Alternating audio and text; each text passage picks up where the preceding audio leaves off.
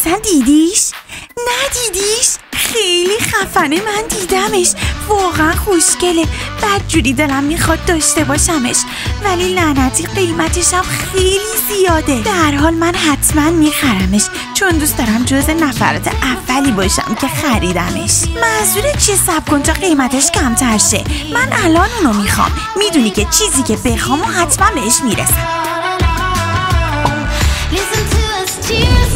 خب پولای عزیزم، انگار وقت خداحافظیه.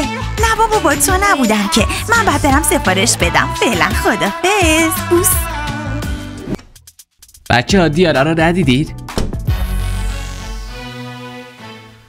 هی باشه بابا، میگم کسی اینجا دیارا رو ندیده؟ یخی آیفون خریدی؟ اونم با پولای ما؟ ایتون که گفتم نباید به این انعام بدی. یخی میشه ما نگاش کنی؟ مال بد نیست که، این پستچیه آوردش دادش گفت مال دیاناست، ببرم بهش بدم. از دیانا متنفرم. فهمیدم کارینا ما باید با دیانا دوستیم. آره اون حتما بهمون پول قرض میده. اینجا چه خبره؟ بزن رد شین. شما دیانا رو ندیده بچه‌ها؟ هی اسماعیلی، یعنی من بسکتبالیست میمونم دیگه. اوه یخی مدل جدید خریدی؟ دست نزن. وایسا ببینم آیفون جدید خریدی یخی؟ بابا اینو پیک آورد گفت مال دیاناست، ببر بهش بدش دیگه. دیانا؟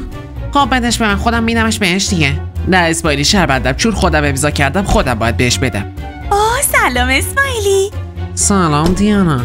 بفرمایید و پستچی داد به. یخی مرسی، موبایلم رسید، ممنون. دیانا میشه با هم حرف بزنیم؟ آره چی شده؟ ایناهاش. یعنی ما این همه راه اومدیم که آیفون دیانا رو ببینیم. بیا بریم سر تمرینمون دیگه، بعد تمرین خودش میاد بهت نشونش میده دیگه. نه خیر، ماجرا فقط نگاه کردنش نیست. اسماعیلی